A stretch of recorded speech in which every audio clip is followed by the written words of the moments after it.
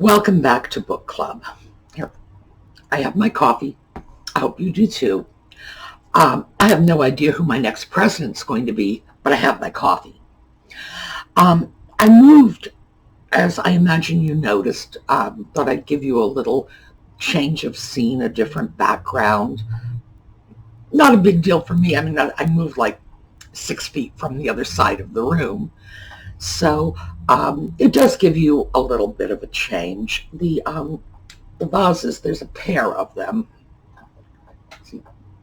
There you go. Okay, pair of them.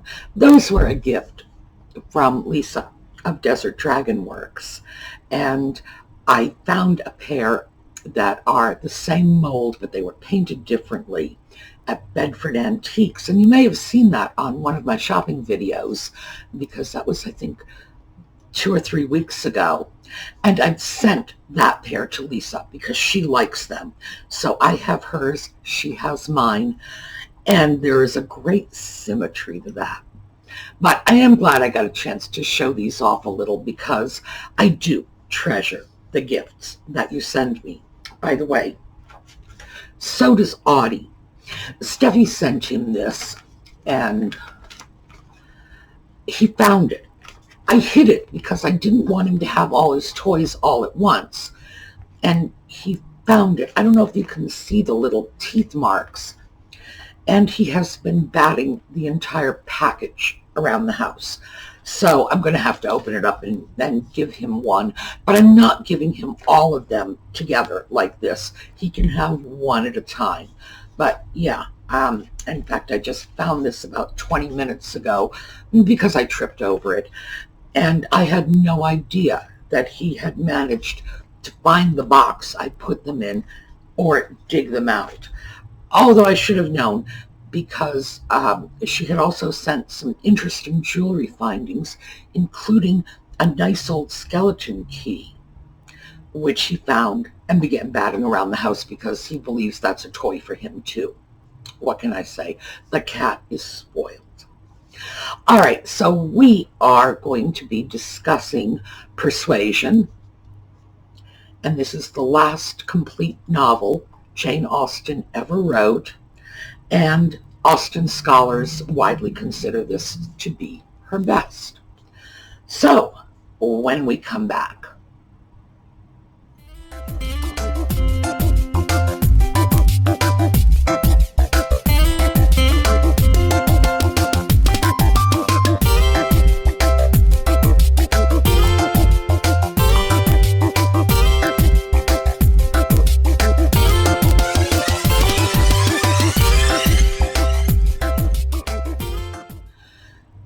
So we've gone through the first half of this. We were doing the first 10 chapters, and there's only 24 chapters in the book. So that's basically the first half. 10 chapters took us to a nice break point. So we have met Anne Elliott, our heroine, and most of her family. Interestingly enough, we don't meet her first. We meet her father first, Sir Walter Elliott, who is a vain, superficial, supercilious man who is, well, he is so wrapped up in what he considers to be his own superiority of appearance and station and, whatever else have you, that he doesn't have a thought for anybody else on the planet. And we're not even through the first chapter of the book when we find out how egregious his lack of regard for others is, when we find that he is in serious debt to his tradesmen. And that's important, because these are not, gambling debts to other wealthy baronets. No. The money he owes to working people.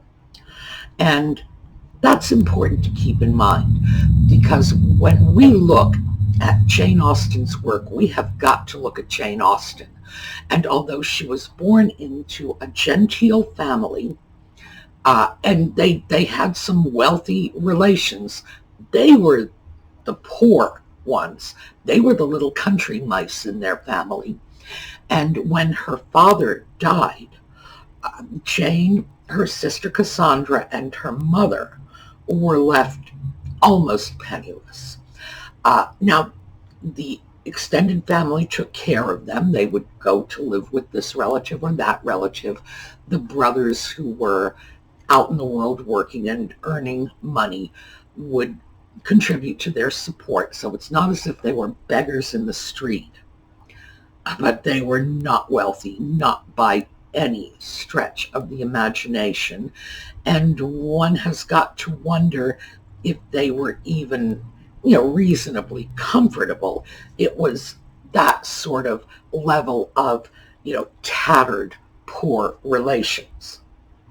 So when Austen talks, or writes, I should say, about Sir Walter being in debt to his tradesmen, you can believe that she understood what that meant, that he was in debt to people who actually needed the money.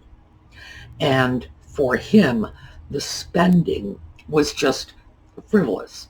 It was just so that he could maintain, 2 sets of horses and 2 carriages and, a big house. And, Austen had to have understood the sort of moral depravity. Remember, she was the daughter of a clergyman in the early 1800s, and she had a pretty rigid sense of right and wrong. This would have to have seemed really morally wrong to her, especially at a time when you could go to prison for being in debt. Yeah, debtor's prison is not like some urban legend. They really did lock you away for this. And at a time when owing money, not paying your debts, was considered a great moral failure. There was a sense that if you were a good person, God would make your affairs prosper. And if God was not making your affairs prosper, you probably weren't that good a person. And I know that seems a little simplistic to us, but it's important to remember that this was, 200 years ago, that, the time period that we're talking about. So we have Sir Walter, and then we have Anne's older sister, Elizabeth. And the apple didn't fall far from the tree in this case, because Elizabeth is very much like her father. Vain, superficial, and largely indifferent to anyone else in the world, as long as they have their looks and they have their social position and they don't have to do without, the rest of the world can just go to hell in a handcart as far as they're concerned. We also meet Lady Russell. And Lady Russell had been a friend of Anne's late mother. She was godmother to Anne, and she is Anne's closest friend, which might seem a little strange to us that Anne's closest friend is, her mother's age, but that was not at all unusual for Austen's time. It would have been perfectly normal and wouldn't have even raised an eyebrow to say that a young woman in her 20s would be good friends with a woman in her 50s. No one would have blinked at that, although it seems odd to us. We live in a society that separates people by their age, and Austen did not. So, once you were past a certain age, well, as a woman, usually that age was about 15 or 16 when you were introduced to society, which basically meant when you could attend local balls and so on and so forth, coming out, so to speak, the announcement to your neighborhood and the world at large that you were of marriageable age. That was it. That once you hit that mark, you were an adult, and if you were an adult at 15 and you were friends with an adult who was 65, it didn't matter, because people were just not segregated the way our society segregates older people from younger people, and good for them for that.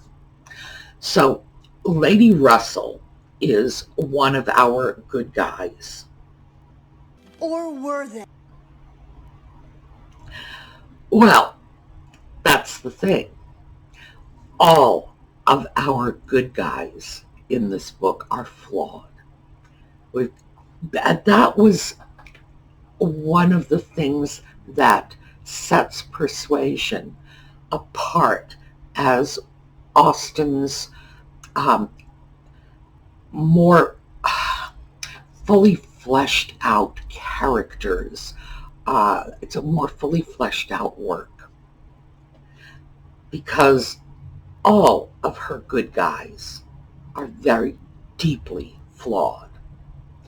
Lady Russell, who is apparently, as far as I can tell from the book, just about the only redeeming value she has is a very nice sense, and I'm using nice as they would have used it in Austen's time, a very nice sense of propriety and manners. Her behavior is exactly as proper as it ought to be. And she's fond of Anne. I'm not able to find much more to recommend her. I see that character as officious, interfering, very judgmental, and with very, very poor judgment. Here's the question. Is this what Austen wanted us to do? And I think so. And we'll get to why in a minute. Our next batch of characters, and I will get to Anne last on the list. Our next batch of characters are the extended family, Anne's younger sister, the youngest daughter in the family, Mary, Mary's husband, Charles Musgrove, and the extended Musgrove family. And Austen tells us, and let me get you the exact quote here because I marked it. It's just, she says about Mary, while well and happy and properly attended to, she had great good humor and excellent spirits. Well, you know what? I bet you could say the same thing about Adolf Hitler or Attila the Hun. That's Austen's irony. She knew what she was. Austen was not a sloppy writer, and not in most cases, anyway. I did catch her in a couple of sloppinesses in this one, but she was a brilliant student of human nature. She was a fine psychologist before psychology was even invented. It's that simple. And she knew what she was telling us, that when absolutely everything in the world was going Mary's way, she was great. But then she goes on in the next sentence to say, the slightest indisposition. And she begins to fancy herself ill-used and in poor health and la la la. Problem is, as Austen well knew, remember, she's a poor relation. She's bouncing from one wealthier relative's home to the next, and living on a shoestring when they're actually able to maintain their own establishment. So she understood that life puts upon you. If you feel put upon by life, welcome to the club. We all are. Nothing is perfect. So what she's telling us in this is that in a perfect universe, Mary would be happy and good-natured. But we're not in a perfect universe. That part she leaves off. She expects us to figure that one out for ourselves because, in fact, Mary is jealous and petty and irritable. She is a hypochondriac, and there are a couple of instances that Austen relates in the novel in which Mary is downright vicious. And there are just things that are not, you can't excuse them. You can't sit back and say, oh, well, Mary. No, you can't.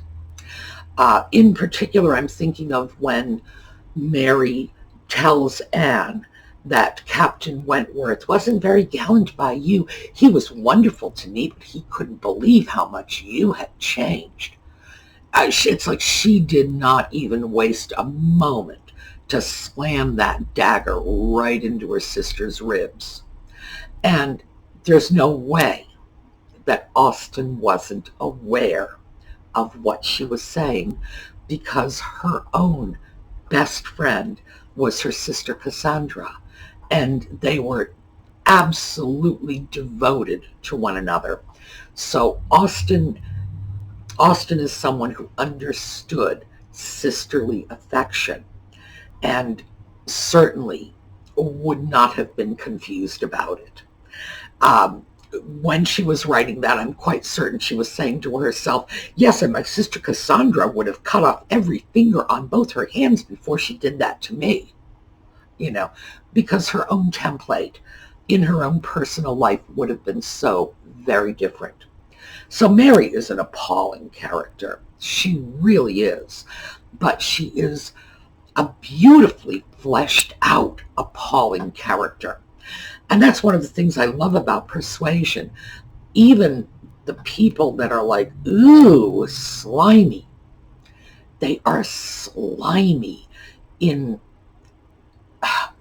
their sliminess is so beautifully written that you feel you know them. There's no question that when you start reading about how Mary is behaving, oh, you got her number.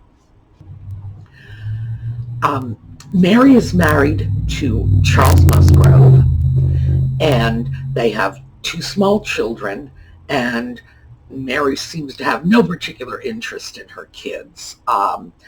She doesn't hesitate to leave the 4-year-old child who has fallen and dislocated his collarbone. He's fine. I'm going to go have dinner somewhere else. Mary's a frighteningly bad mother. And we see Charles as more involved with his family, or at least more superficially concerned. He at least is clear about how the appearances look when both the child's parents go off and he's left with his aunt. So Charles at least has some sense of appearances. We have the Musgroves, Charles's parents, and Austen tells us that they are just basically old Foursquare English people. The sort of people that we as Americans would think of as, Brits before the Revolution, whatever notion we have of George III. There you go. These are George III people. So, old Foursquare, good-natured, not educated, well-meaning, but no sophistication at all. They have a couple of daughters. Now they have a large family, but we only ever have contact with 4 of their children.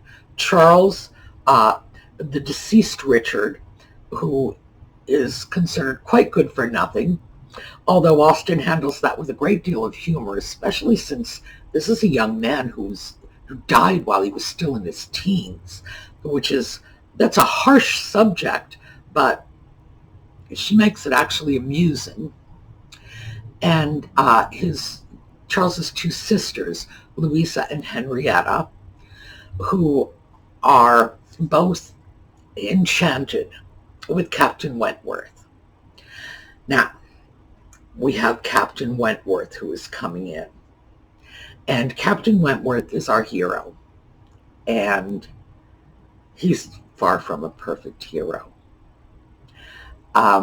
He had previously been engaged to Anne. And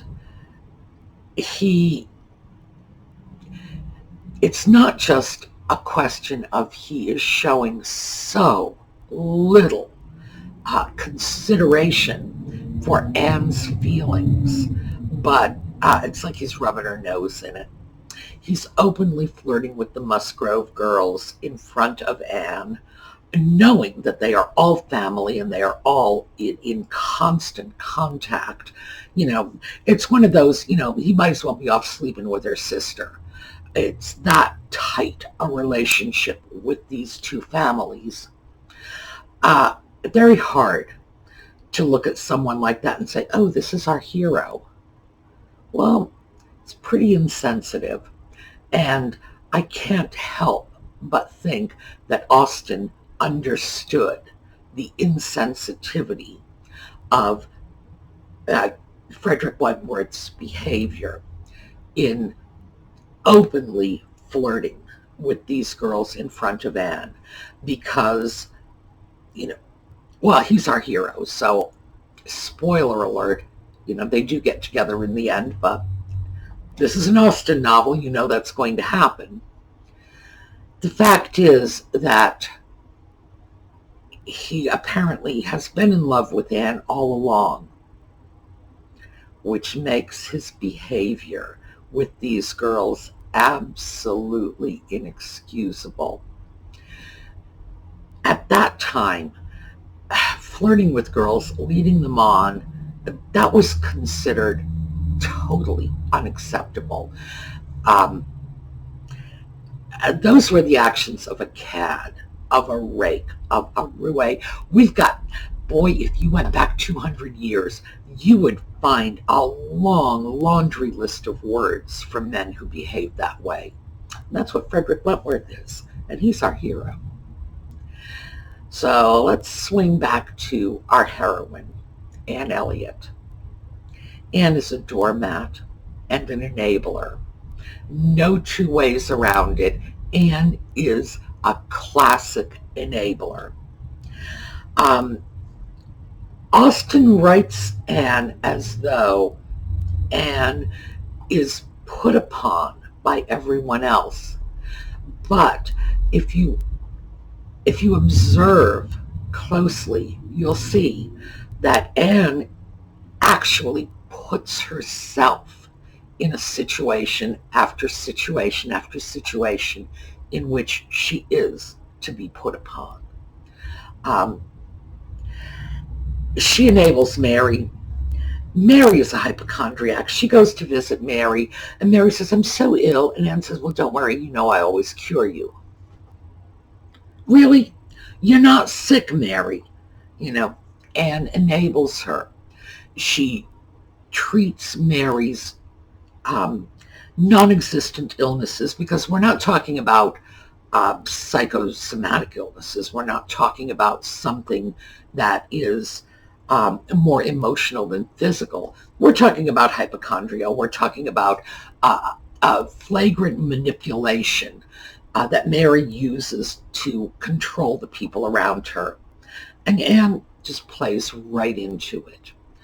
Anne plays right into the worst behaviors of all of the people around her. She really does. And we begin to get a glimmer of it in the first half of the book with her relationship with Mary. But it is the same thing. Well, her situation with her father. She knows her father is in debt.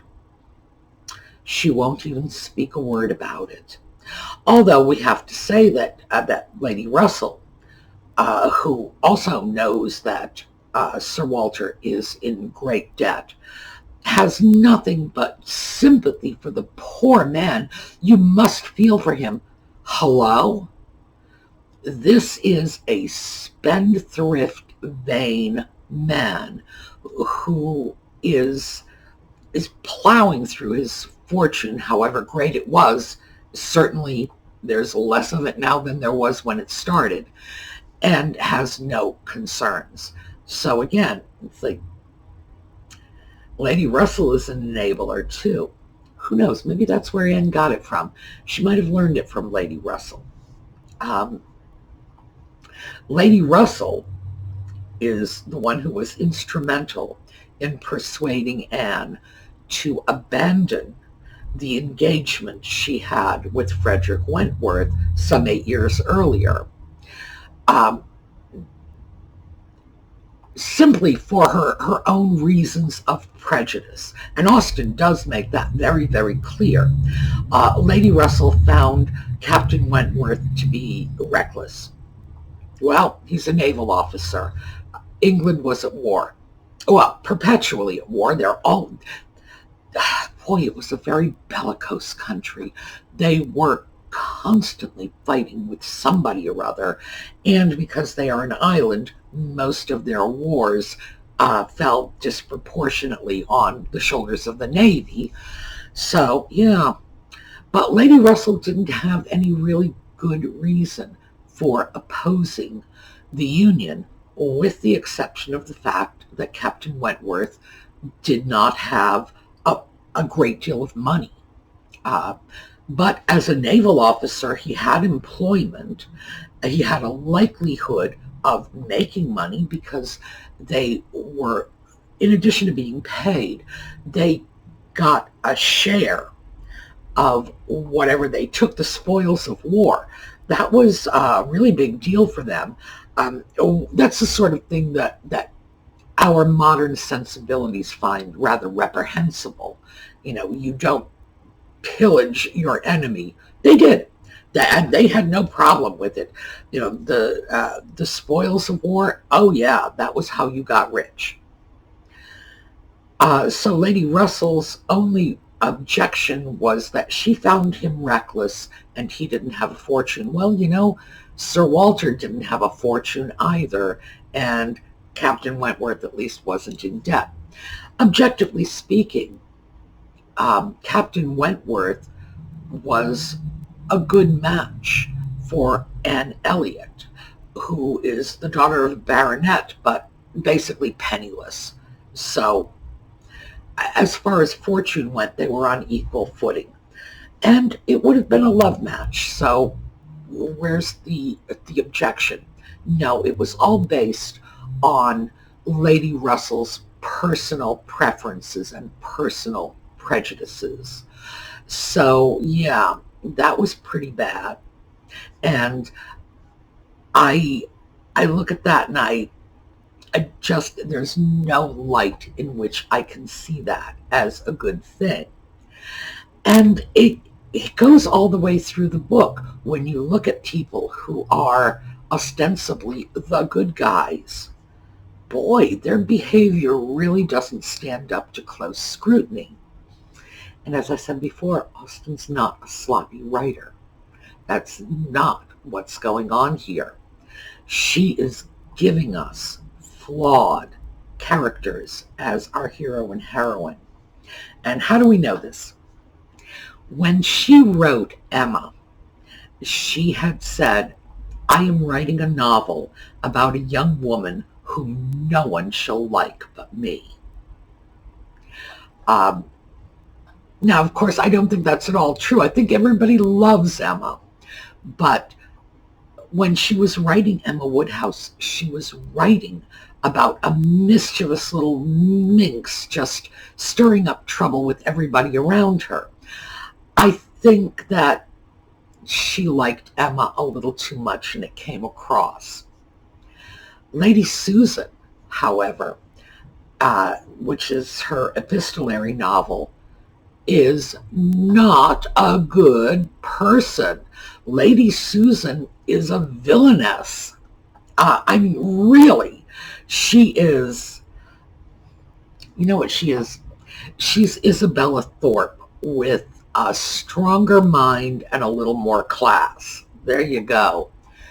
Austen loved playing with this idea of creating characters that were not all that good.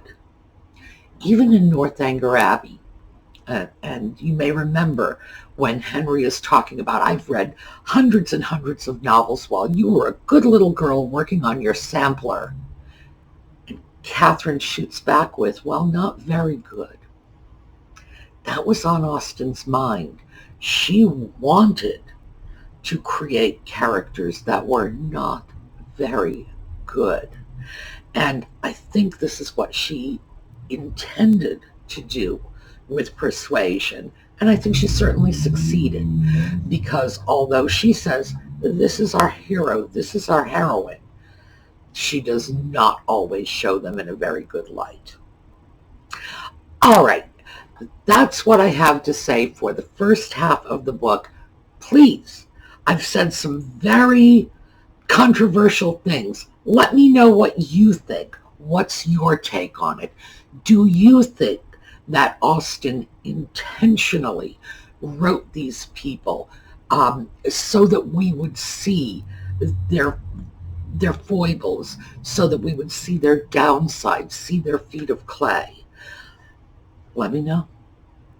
All right. Have a terrific week. We're going to finish up the last 14 chapters, get through this from here. And we left off at Upper Cross at the little village. We are going to Lyme, and then we are going to Bath, and wrapping it all up. So have a fantastic week. We'll see you all next week.